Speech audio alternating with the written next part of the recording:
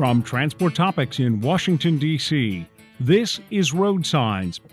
And now here's your host, Michael Fries.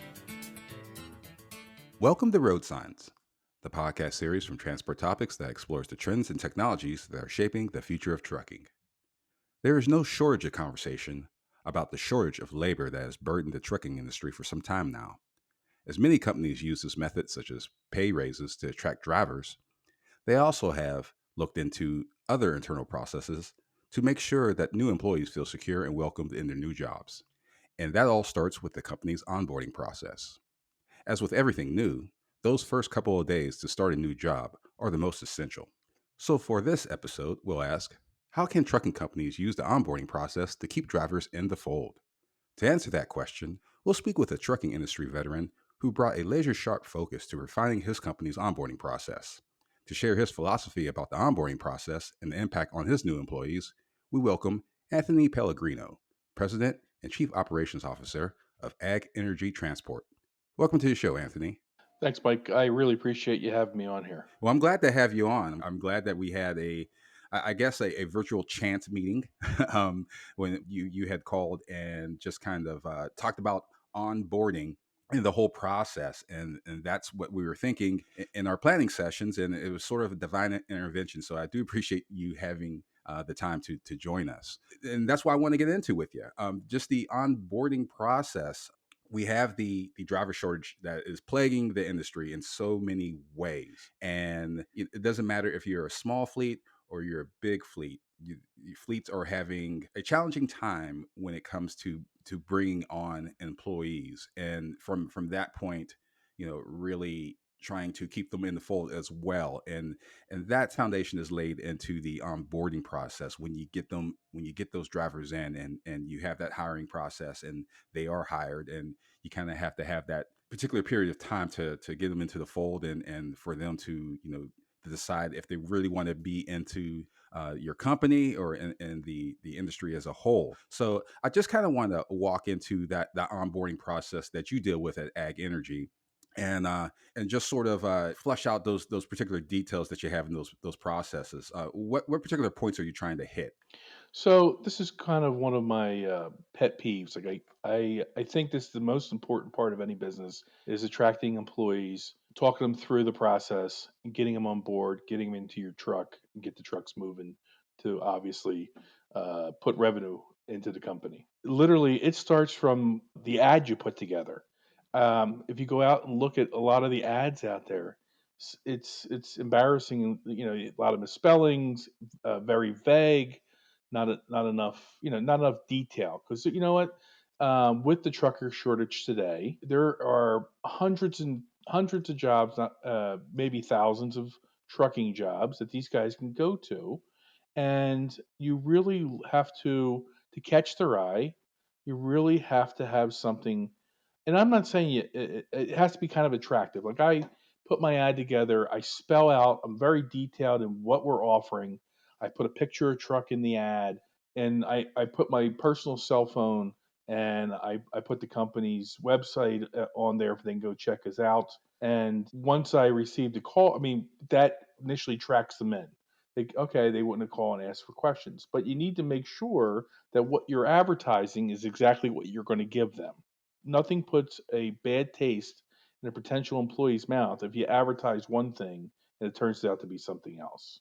It's a waste of their time. That's a good point that you made there. That job posting is an advertisement for that worker that you seek to have into your company. So from that point, you want to put your best foot forward. You want to be honest. You want to be forthcoming when you're attracting these particular drivers to say that you're going to get paid this much. This is the type of company culture that you have. So that's pretty much what you're saying. Just kind of from that point, when you do hire these people, they're going to get what they see. Yep, exactly. So I put out there kind of like what our retention bonus is, what our safety bonus is, some of the perks we offer, like uniforms and Sirius satellite radio in the trucks. And then I put in there what kind of truck it is, and what type of trailer it is, and any like um one of the things we have is that we have a senior drivers committee. I've always had these in the businesses I've managed, because if it's always my idea, it's never a good idea. Like before we put an order in for new equipment, I sit down with 5 of the drivers and we go through, and, sometimes, there's stuff that I have to say, "Yeah, we can't afford to do that." But I'll be honest with you, in the last 3 years, we probably instituted 3 or 4 different changes per year to made the equipment better, and it helps attract new employees coming in, like more storage and refrigerators and microwaves and that kind of stuff. Upgraded driver seats, memory foam mattresses in the bunks. You would be surprised. Just before we go any further, I just want to let the audience know about ag energy transport. Can you just give a brief description to our audience about your slice of the pie that you are involved in the trucking industry? So we are a for-hire carrier that specializes in hauling oils and fats. Okay, so it's typically used cooking oil, poultry fat, glycerins, off-spec veg oils, soybean oils. So typically, back in the day, most of this product went to feed mills to feed the pigs and the chickens, to fatten them up, and get them to slaughter. Today, our main receiver, because I shouldn't say it's a customer of ours. The customer hires us to pick up from whoever they buy from and deliver to their customer. And majority of these products are going into renewable energy or biodiesel. Okay, a lot of it's going to renewable energy. There's a bunch of plants coming on. Like there's a handful of renewable energy plants in the United States, but this year I think there's 8 to 10 more that are coming online. This year it's going to double, actually probably quadruple the capacity that they're putting out. And renewable versus biodiesel is basically renewable is, and I'm a novice at this, so if there's any scientists out there, don't call in and yell at me. But it's my understanding is renewable is they break down the molecules in the product we bring in to create the fuel, whereas biodiesel takes the oils that come in, they heat it up, filter it, separate the different components in it, and then blend it with diesel fuel. Yeah, I didn't mean to digress there, but I just wanted to let everyone know what the space you're in, and just kind of give a brief description so we can kind of all follow along. You were just talking about the challenges in the process and just sort of the details that are involved with your onboarding process, and we'll get into those details a little bit later in our conversation. We were just kind of talking about the data that you receive and the feedback. You had mentioned the council that you're a part of that sort of tweaks the inner workings of the process. Am I right about that? Yeah, so it's important. Like honestly, if you're going to be a successful trucking company today, you really truly have to have buy-in from all employees, from the guy that fixes your trucks or even cleans your trucks, all the way up to executive management, all on the lane. So I have certain drivers that have taken the lead on when we have new drivers coming out of orientation. They take them under their wing and they're kind of like the big brother. I make sure I include my dispatchers and my ops managers that are part of the orientation and on the boarding process. So everybody has buy-in. Nobody's unreachable.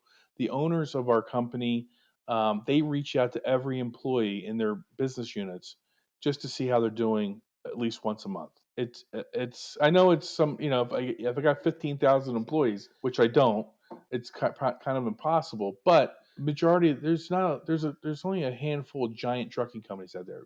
The space right now is made up of guys 100 trucks or less, and everybody has the same issue: lack of drivers. It's hard to get trucks. It's hard to get parts to fix trucks, and that's just from the pandemic and some of the shortcomings of the supply chain. Eventually, we're going to come out of this. If I had a crystal ball, I'd be a billionaire. But we're eventually going to come out of this. In the meantime, you got to educate your employees on what it costs to bring a person in, what it costs for an empty truck to be out there, what it costs you every week for an empty truck. You got to educate the managers. Like, I educate a lot of times. I educate my managers on, they have to be they don't have to be the driver's friend, but they need to know what's going on in their lives. So then, they when they're if they're having a bad time or they call up with an I don't want to say an attitude, but you can tell there's something wrong with the guy. They know, this guy has 3 kids, or the one kid's sick, or the wife's sick, or the mother-in-law is driving him crazy. But yeah, so I mean, it's important that you drill down and you include everybody, and you get the drivers, your employees involved in a lot of the actions that you're doing.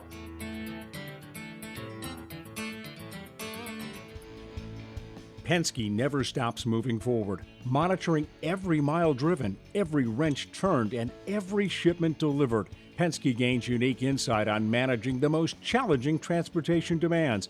That includes identifying and fixing hidden stress points in supply chains and commercial fleets before they become a problem. Visit gopenske.com to see how Penske's practical innovation and customized solutions can help you not just adapt, but gain ground at every turn.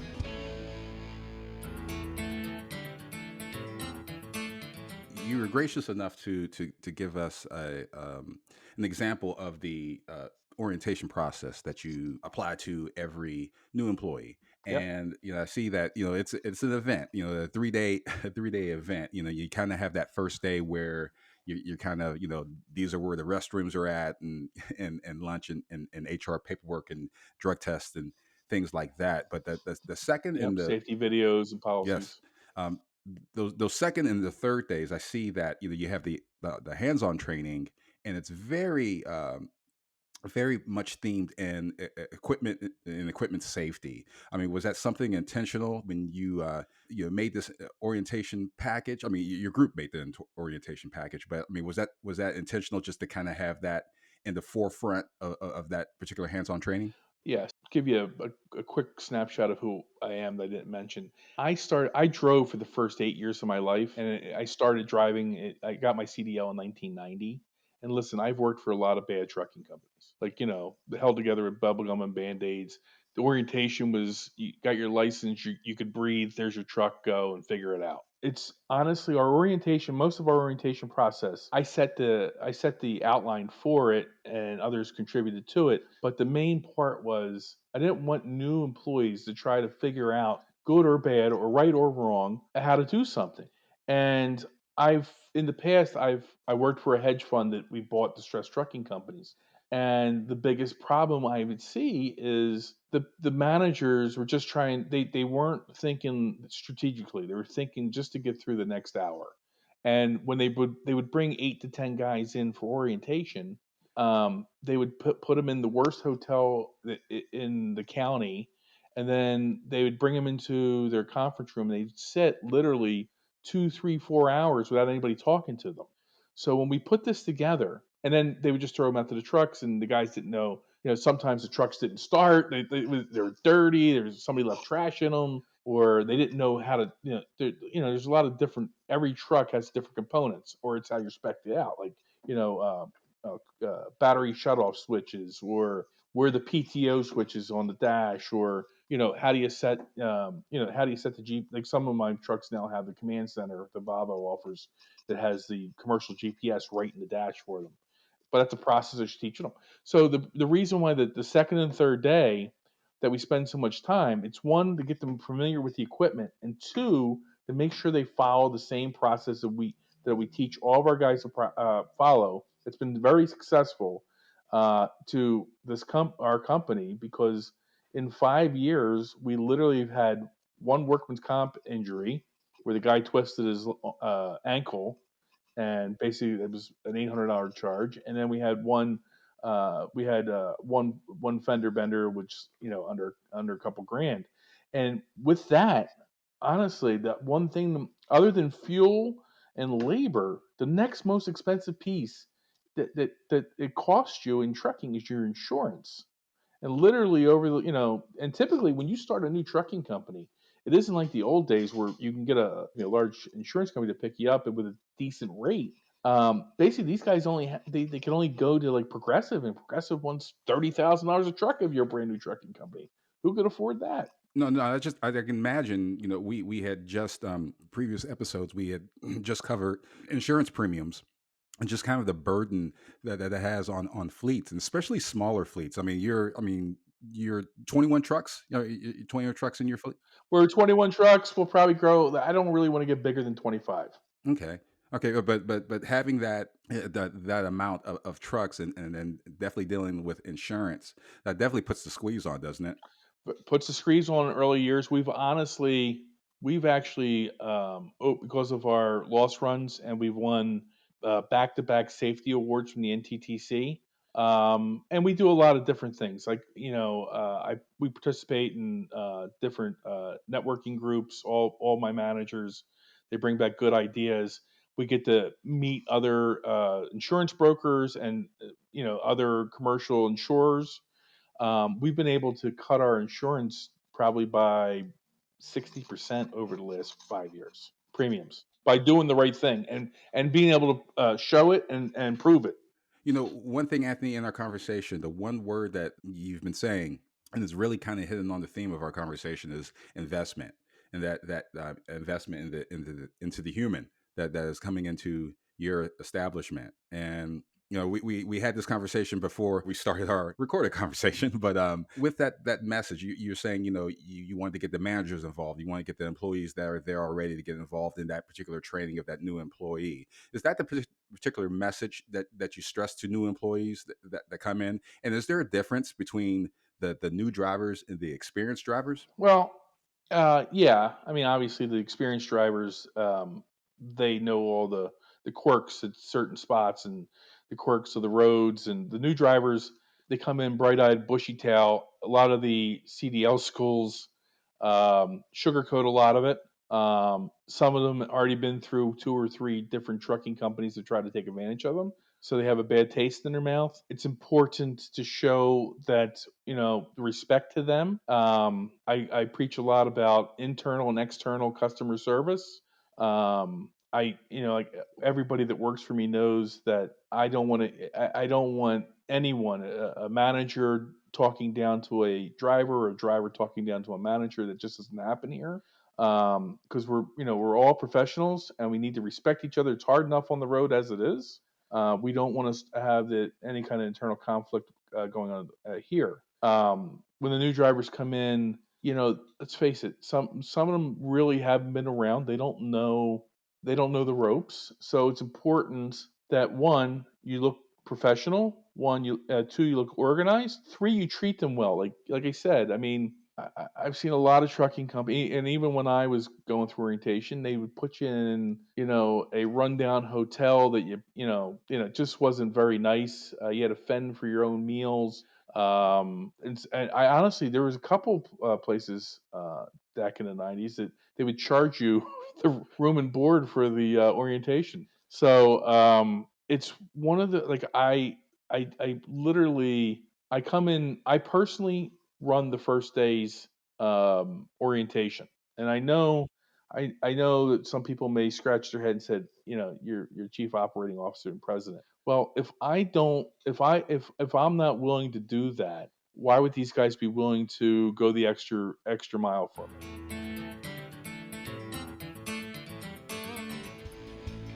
Penske never stops moving forward, monitoring every mile driven, every wrench turned, and every shipment delivered. Penske gains unique insight on managing the most challenging transportation demands.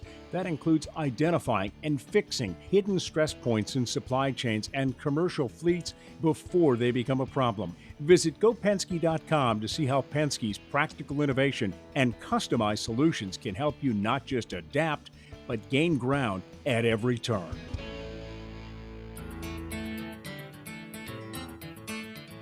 I just kind of wanted to follow up from what you said in the beginning, when you were talking about the CDL schools and just kind of those particular challenges. Is there anything, in your opinion, that they could do to make that transition for those new drivers that they teach to have a smoother orientation when it comes to entering truck companies for the first time? A lot of these, well, yeah. So um, it comes down to one of the problems is a trucking company my size cannot take a driver with no experience on right out of school. My insurance company dictates that they have at least 2 years worth of verifiable insurance. Typically, the trucking companies, like, you get up close to 100 trucks, you can dictate a little bit back to the insurance company or push back with them, and they'll let you take guys out, but you have to have a new driver program in place where he has to ride with guys and then has to demonstrate his skills every couple weeks, that kind of stuff. The thing that I don't like about trucking schools, they teach them good. They teach them what they need to know: how to drive the truck, how to back up, what the different components are, how to what to look out for, how to avoid rollover, that kind of stuff. They teach that perfectly. The problem is they don't educate. There isn't an education that they don't educate them to say, hey, you're a new guy, you're starting from the bottom of the rung, and you're probably not going to get as paid as much as a guy that has 2 years, which is horrible. And then basically they don't. I think they need to teach them to look out. Like a lot of times in my interviewing process, I kind of teach, like, these guys will mention that this trucking company is offering X, and I'm off every weekend, and so on and so forth. I've been around the block, right? I've served on boards. I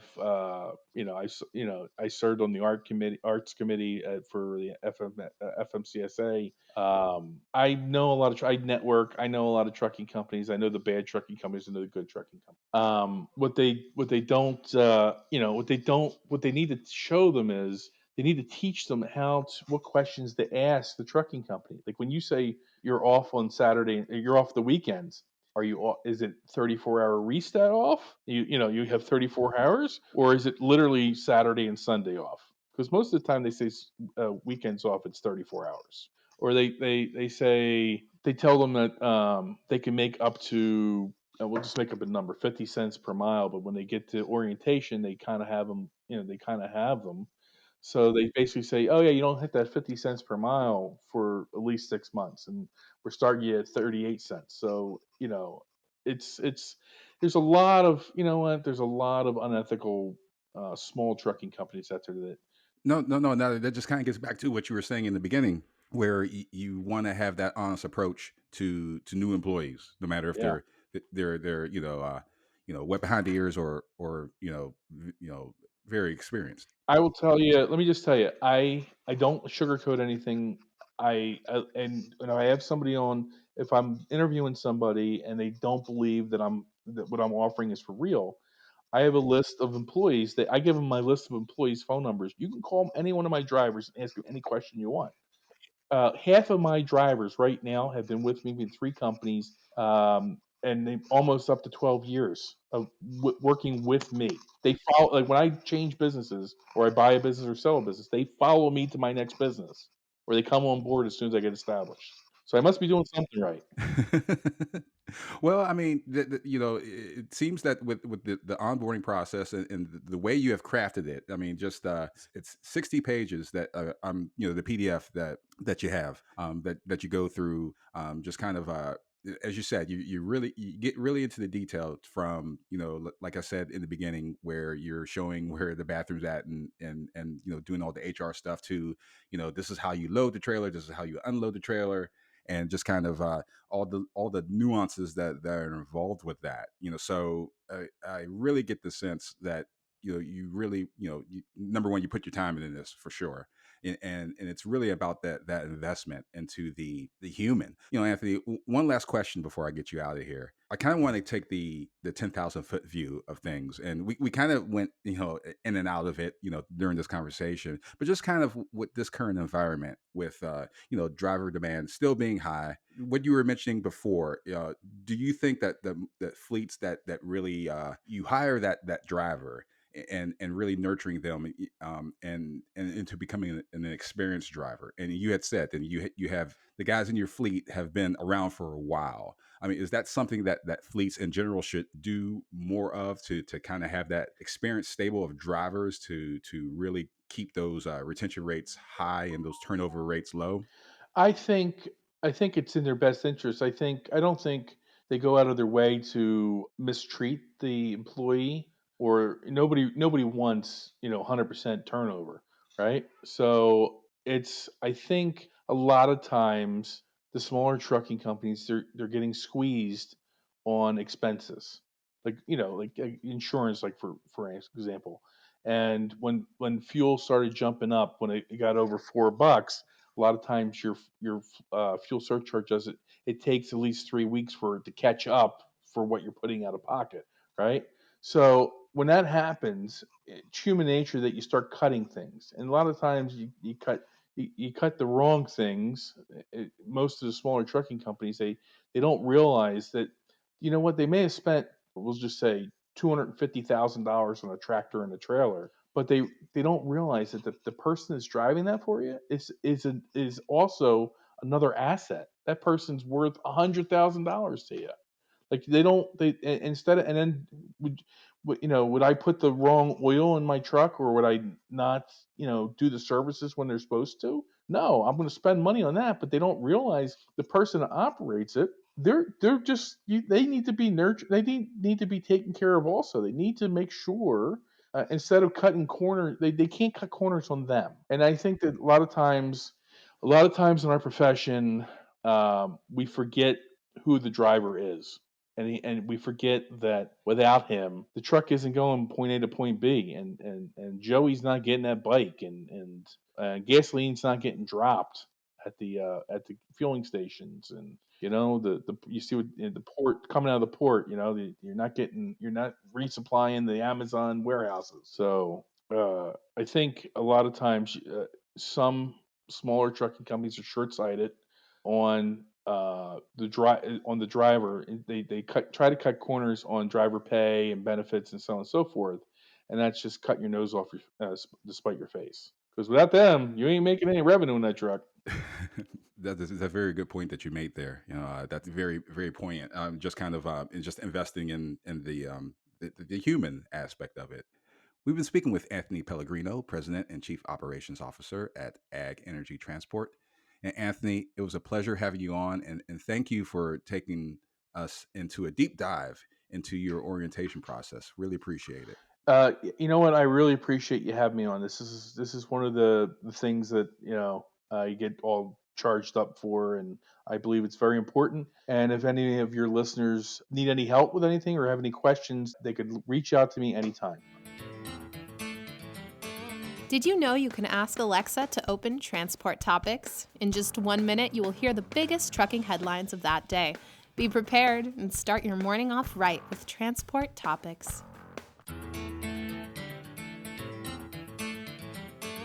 Before we close, let's take a moment to revisit our original question. How can trucking companies use the onboarding process to keep drivers in the fold?